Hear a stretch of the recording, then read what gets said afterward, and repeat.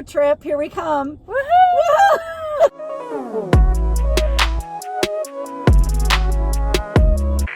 Wait until the girl next to me left her car because she's kind of doing the same thing I am, but I don't care. I've kind of been thinking a little bit lately and just doing a lot of like self-reflection, and one of the things that came up for me was how interesting it is that people that are truly confident, they're so internally secure and peaceful with themselves that they do not feel the need to bring others down. I'm sure like many of us have had times in our lives where we're not super proud of the people that we once were. Reflecting on my middle school years, what a time that was. There are definitely times that I completely did this, but also it was a huge learning experience because I got to see both sides of this coin. I got to be the receiver of the projections and I got to be the projector. And now being an adult and coming out through the other side of it, it's so fascinating to witness in other situations, but being able to maintain my own boundaries and maintain myself has been not a struggle, but a challenge to remember who I really am. Not let anybody sway that from me because I've worked really hard to get to where I am. I'm gonna head to Goodwill now and do some thrifting because I've been working my booty off. I've been writing my book like crazy, editing away and filming videos. I'm also gonna buy pickles because I'm like weirdly craving them. No, I'm not pregnant. I don't want to call it a diet. It's like a lifestyle change. Basically, I'm just trying to get my physical body back in alignment with my mental, spiritual body, you know, mind, body, spirit, the whole integration of all that. See you guys soon.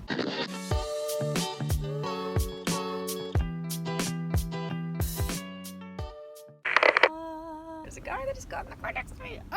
I just want to say how amazing it is that women support women. I just complimented the girl at the checkout line on her nail polish because it was super cute. It was like a cool like sage green color. And then as I was leaving, she was like, I love your outfit by the way. And I was like, I love your nails. And it was like the cutest bonding moment. Here's what I got at the Goodwill. I got this t-shirt. I'm big into like wearing grays and blacks and whites right now just because my hair is silver and I think it makes it look really nice. Also like blues really pop. I also found this crop top. Since I'm working out a lot more, I needed more like workout clothes, and I thought that'd be really cute for like lounging or working out or something. Just a cute blouse, something to wear like over a tank top. And then I had to get this mugs with cats. The light of my life.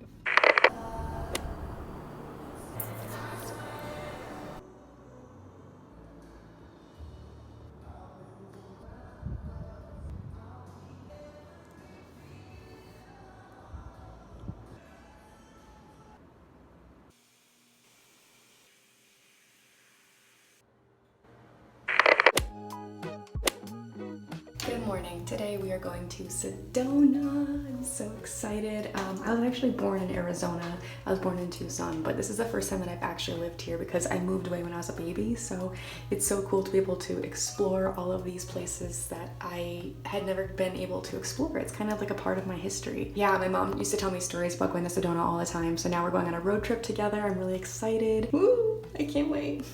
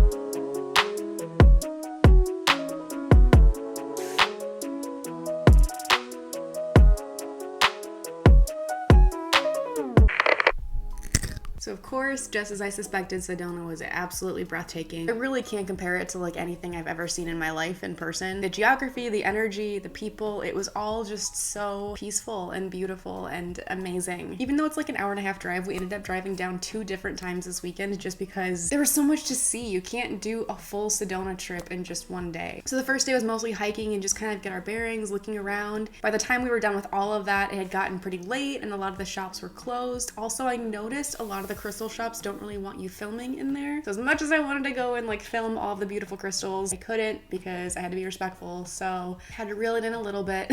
So bad. I have no idea how to say it. Tiake pake, I think? Take pake? But it's this really cute little artistic village. There's art galleries and restaurants, clothing shops. There's this beautiful fountain in the middle of it. If I could live there, if I could live in that little village in like an apartment on top of a little art studio or something, I would just be like living my dream. When we were done exploring the village, we were pretty tired from hiking and walking around all day, so we found a spot to sit and eat. We actually ended up ordering off of the happy hour menu, had a couple glasses of wine, got some sliders. I do want to add that we liked this restaurant so much, it was called the Secret Garden, that actually the day after we left Jerome, we ended up driving all the way back to Sedona just so that we could order off of their main menu. And then we had like a 2-hour drive home, but it was totally worth it.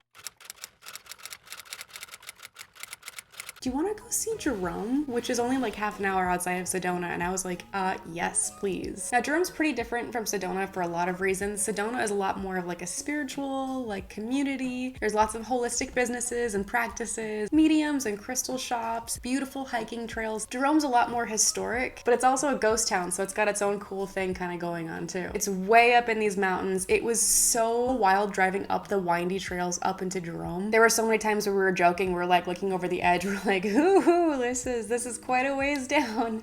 Pretty scary. As soon as you get into town, the view is just absolutely breathtaking. Then we hiked up to the Asylum Hotel and Restaurant, and that was really, really cool. Oh my gosh, all these hills and hiking. I am not made for it. I know. And neither are these shoes. From my understanding, I think it was actually an asylum at some point, which is really creepy. We actually got to walk through the hotel lobby downstairs and just a little small portion of it because we weren't technically staying there, so we couldn't do like a full hotel tour. But we did check out the restaurant, and the restaurant just has like probably the best view in Jerome. Just insanely gorgeous. But Jerome is known for being one of those old west copper mining towns. So it's said that there's a lot of spirits of like old miners walking around, old brothel workers. There's even a very famous madam who used to live there. Parts of the town had burned down and they'd had to rebuild multiple different times, but Jerome just kept popping back up. It just kept rebuilding itself. I can say at both of these locations, everybody was incredibly nice. Everybody in Sedona that we met was so sweet, so kind, so welcoming, and definitely the same goes for Jerome. I really encourage you guys to look around the places that you are currently living. Learn more about your state, how it came to be what it is. I think it really helps you just feel more identified with your community, and it also helps you learn a lot about yourself too. And then finally, when I got home, I got a bed. Okay. There goes the Ikea bed.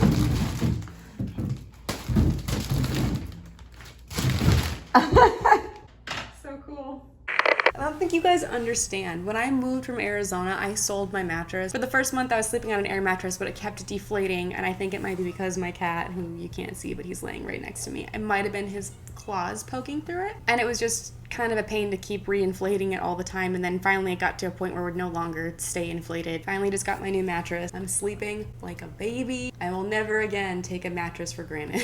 If you guys enjoyed this video, please feel free to follow me on social media. I will have all of my links listed below, and I will see you guys next time.